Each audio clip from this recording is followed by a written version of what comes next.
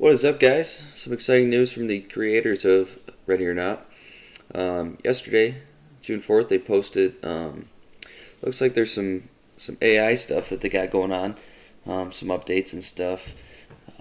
They posted this video. The update is not out yet at this time, June 5th. But I will play this video for you guys so you can see the 6-minute video. Creating challenging and engaging AI is one thing, but giving them life is another. Balancing these aspects in Ready or Not is key to crafting memorable encounters that'll have you coming back again, and again, and again. For the last few months, we've been hard at work breathing some much-needed life into some of our AI characters. For this development update, we're ready to show off just a small slice of them.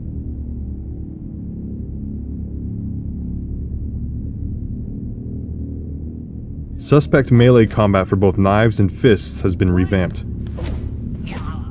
Previously, they would charge at and hit the player, but without the next move in mind, leaving them exposed. To improve on this, they now have more tactics under their belt to keep you guessing.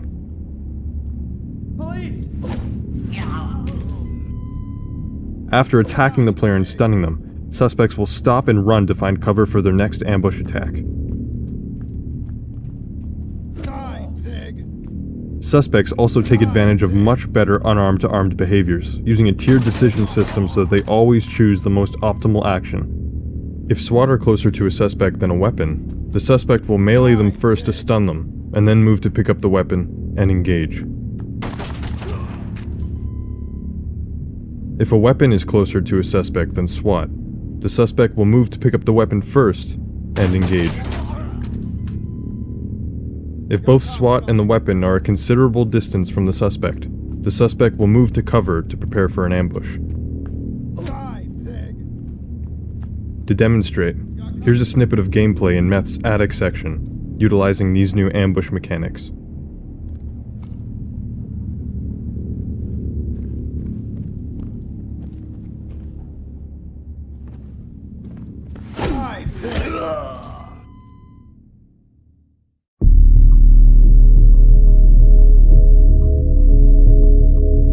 While suspects did previously take cover, they lacked the ability to utilize it in a truly realistic fashion.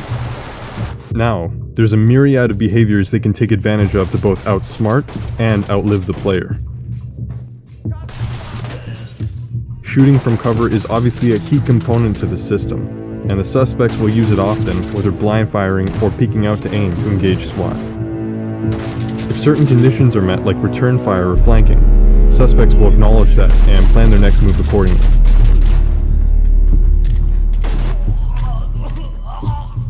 Weak materials that bullets can easily pass through don't offer much protection during engagements, and suspects will avoid taking cover against these surfaces with that in mind.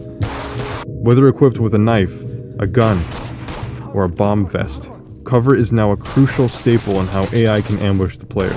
They don't just beeline towards a threat anymore, which makes engagements much more intense. Depending on certain enemy stimuli, suspects can manipulate how they take cover, notably by switching sides for improved positioning to best suit their needs.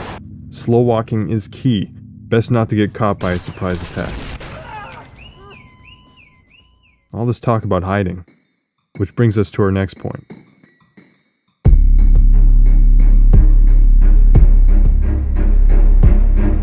One of the main goals when creating Ready or Not was crafting a tense, foreboding atmosphere where every unchecked corner is a matter of life or death.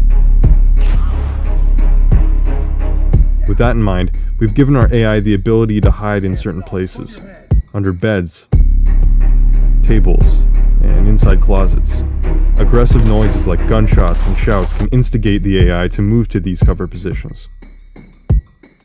If SWAT are in a room where a suspect is hiding, they'll wait until no one is looking to jump out and strike. However, certain conditions like compliance yelling, being stunned, damaged, or fired at can cause the suspect to leave cover with a chance of surrendering.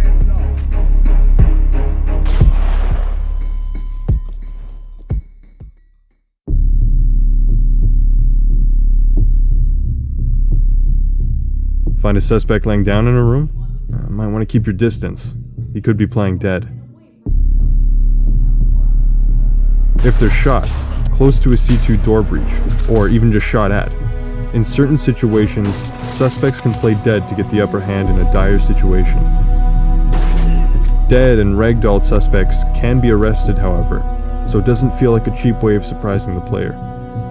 Similar to cover landmarks, AI will get up when no one is looking to surprise attack. But additional conditions can also cause them to exit, always leading to surrender. If the situation is at its most dire for suspects, and their morale drops to zero, there's a chance that they may commit suicide. Or fake suicide. Certain conditions, like yelling, stunning, or less lethal damage, can cancel a real or fake suicide attempt. That being said, yelling has a rare chance of canceling, and stunning is the recommended method. We've got a dead suspect here.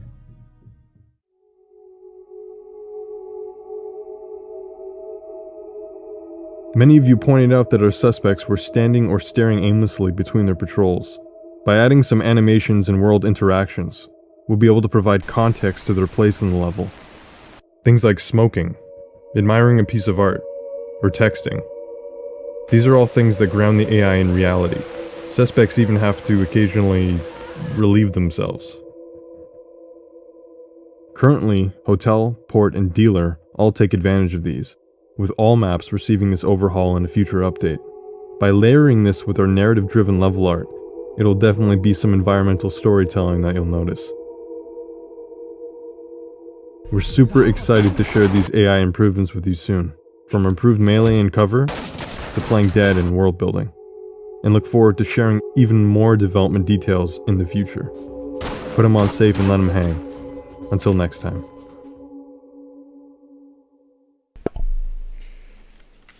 So this is huge, guys. So now the AI is going to do everything from, take cover, concealment, shoot back at you. They're going to move, fake suicide. They're going to be hiding in closets. I think this is just going to be a huge update for this game, which is already good, especially for just being in the beginning stages.